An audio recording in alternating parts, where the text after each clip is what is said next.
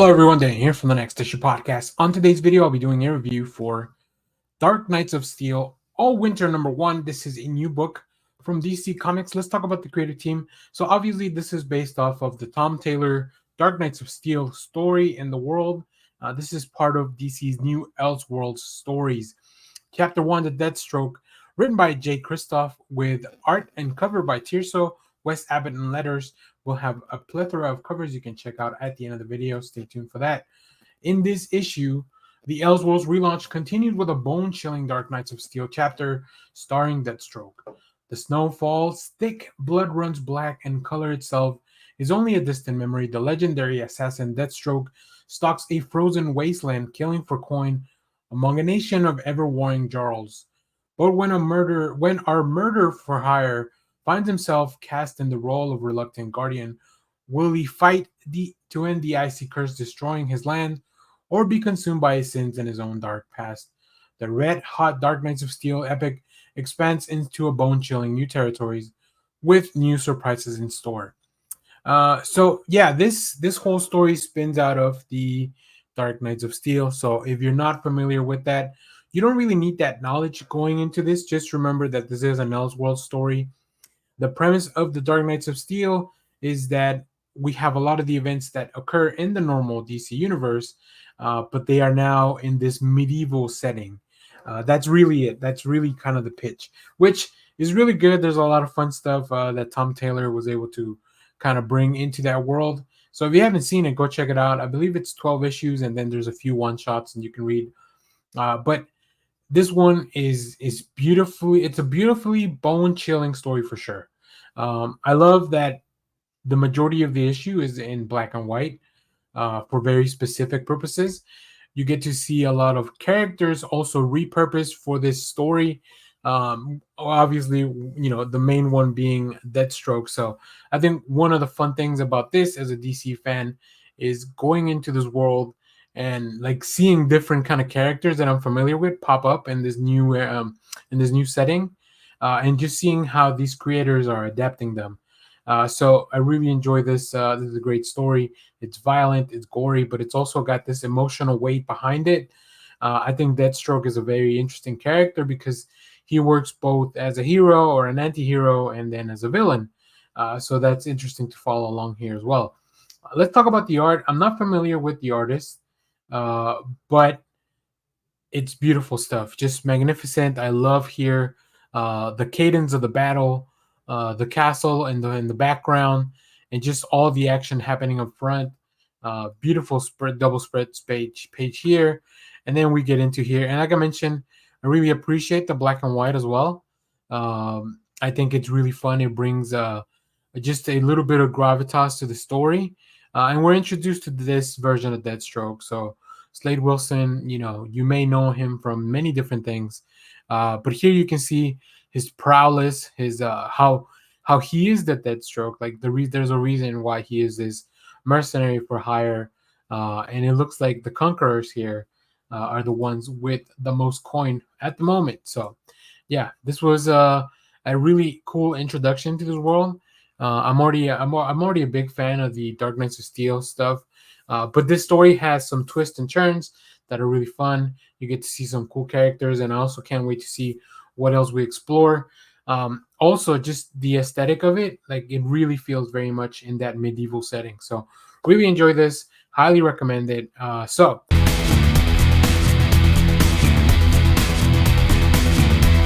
Hello everyone, Dan here from the Next Issue Podcast. On today's video, we'll be doing a review for Batman Superman World's Finest #29.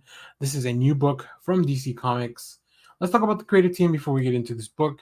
This book is written by Mark Waid with art by Dan Mora, Tamara Von Vellen, and colors. Letters by Steve Wan. We have Impossible Part 4, Deconstructed. What a weird bonkers story. So if you haven't been caught up, before I give you the synopsis, Batman, Superman, and the rest of the gang have been trying to help the fifth dimensional imps, Batman and Mr. Mixer. I don't know how you pronounce that. That's how I try to pronounce it, but I'm not very good at it.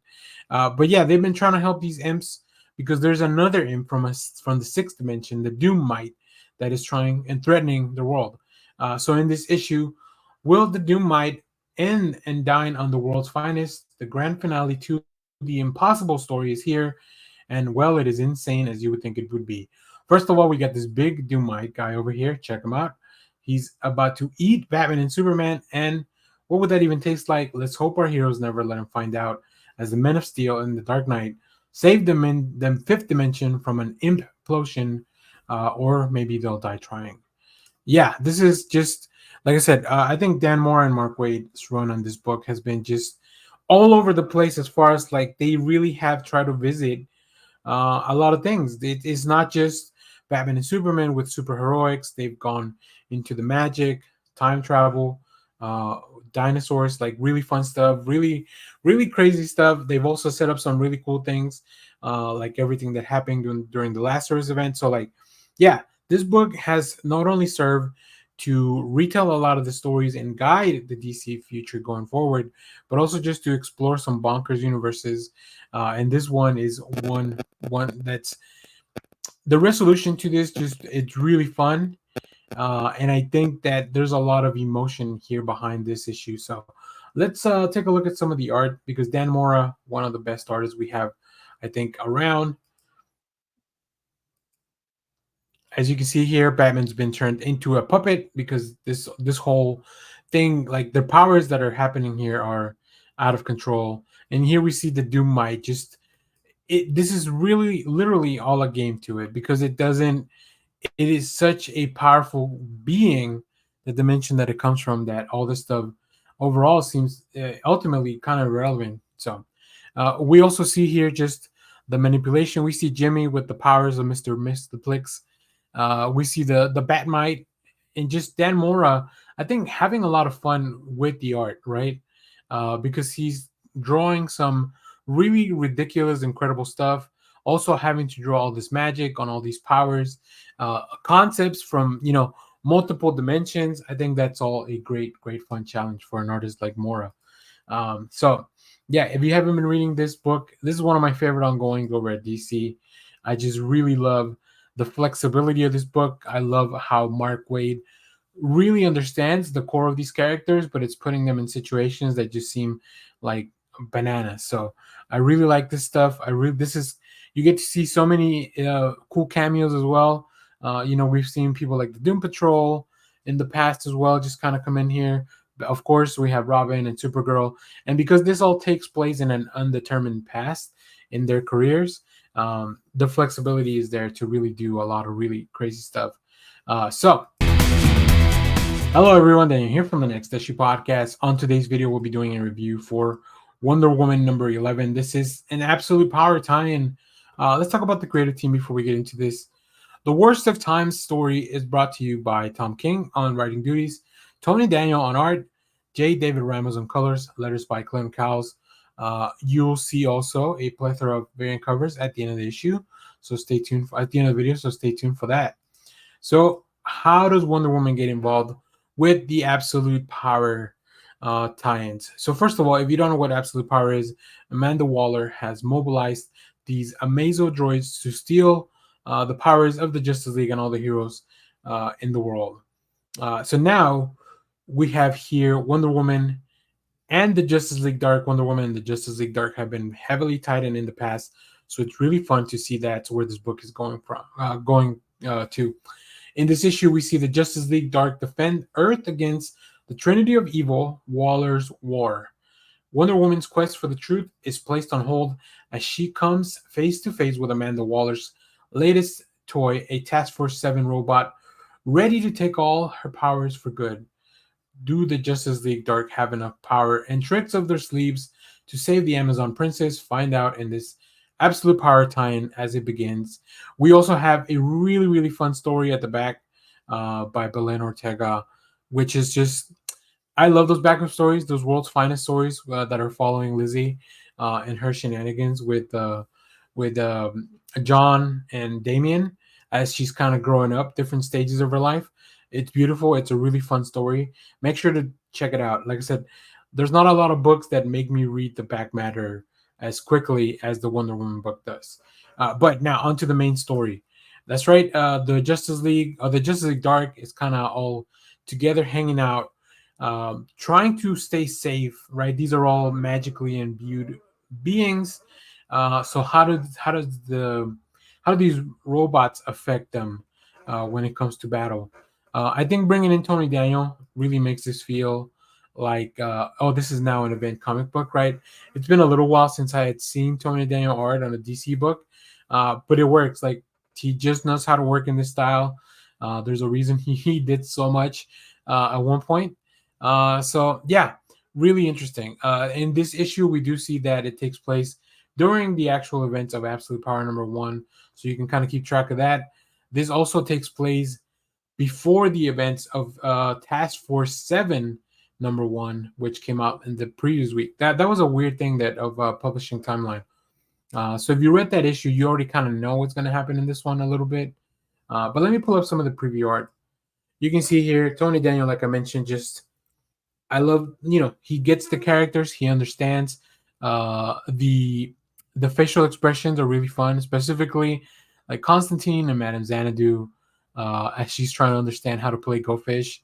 But of course, the action has to ramp up immediately, right? And Diana at the Watergate Hotel, because she is based out of DC, at least for the moment. And maybe that was the safest place they thought they could see. But I love seeing the Amazo robot just kind of coming in on the background, like as they're not ready for it, right? They're kind of distracted, and tackling John Constantine immediately, taking him to the ground. So yeah, there's a lot of action in here. There's a lot of big fights, of course, and there's also a lot of kind of disappointment, like the Justice League Dark is not faring well against this android. This Amazo robot definitely has the upper hand. So yeah, really really fun stuff. Both of the stories in this book are just amazing stuff. This is one of my favorite Wonder Woman runs, and it's really fun. It's always hard for me to figure out which cover I want to, because there's some really cool stuff.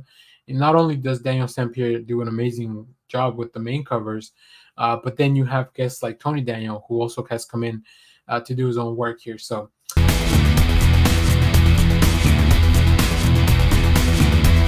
hello everyone, Dan here from the Next Issue Podcast. On today's video, we'll be doing a review for Nightwing 116. We continue with the Fallen Grayson story. Let's talk about the creative team before we get into this book.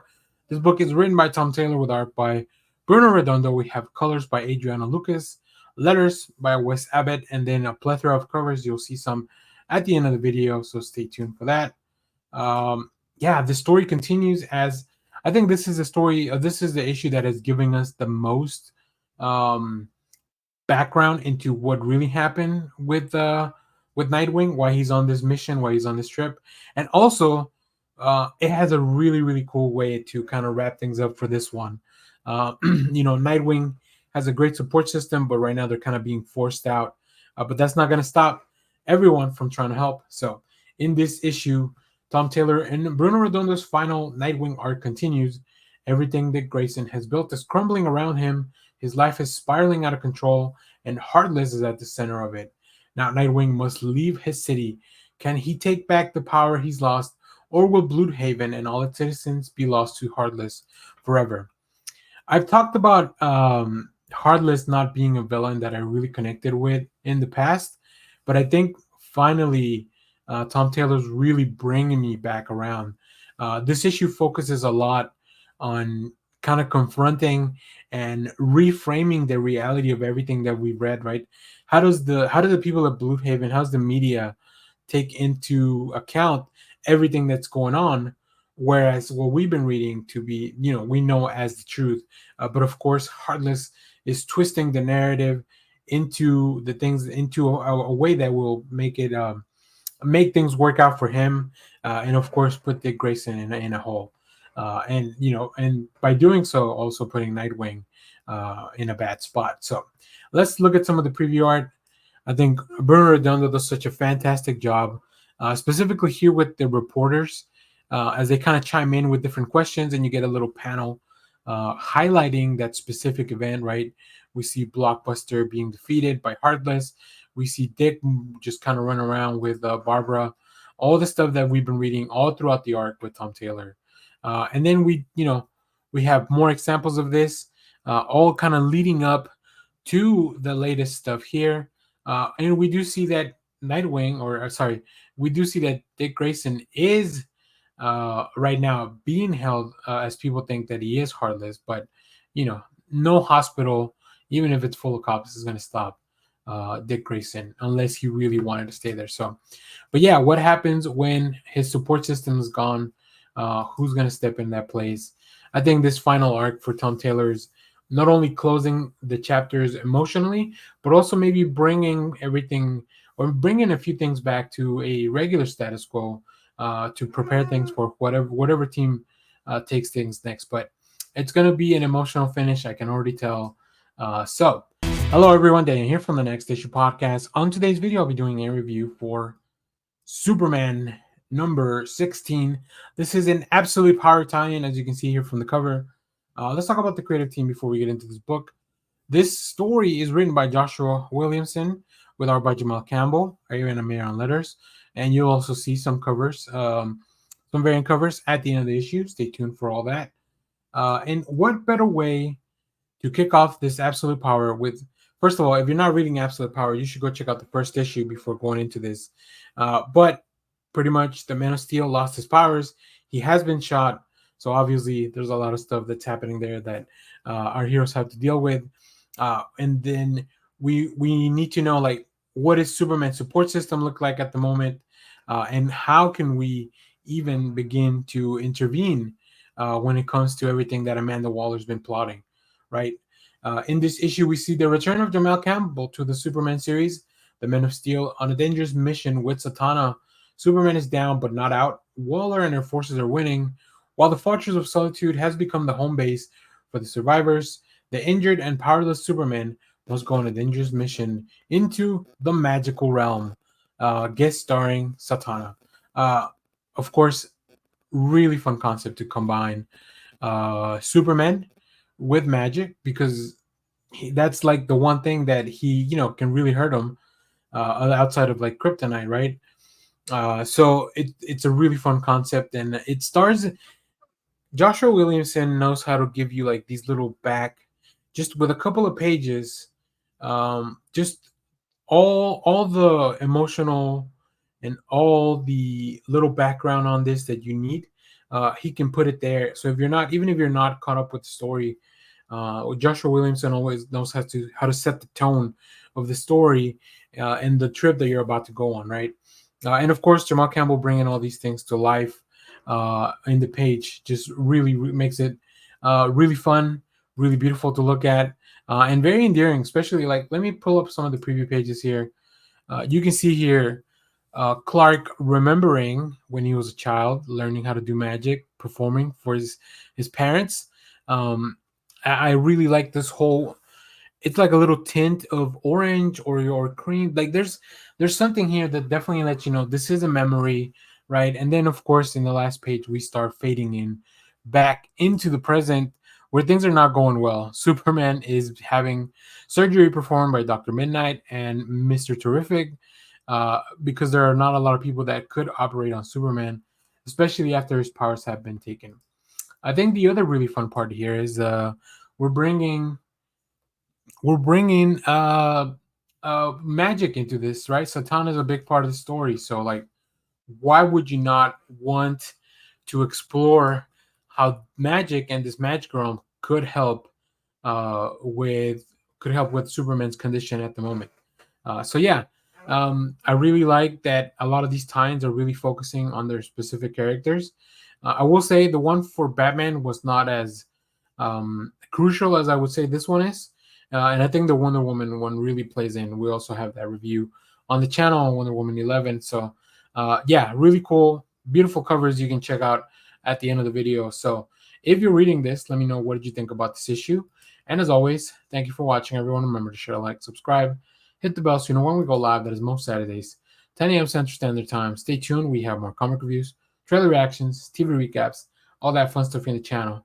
Thanks for watching, everyone. Bye-bye.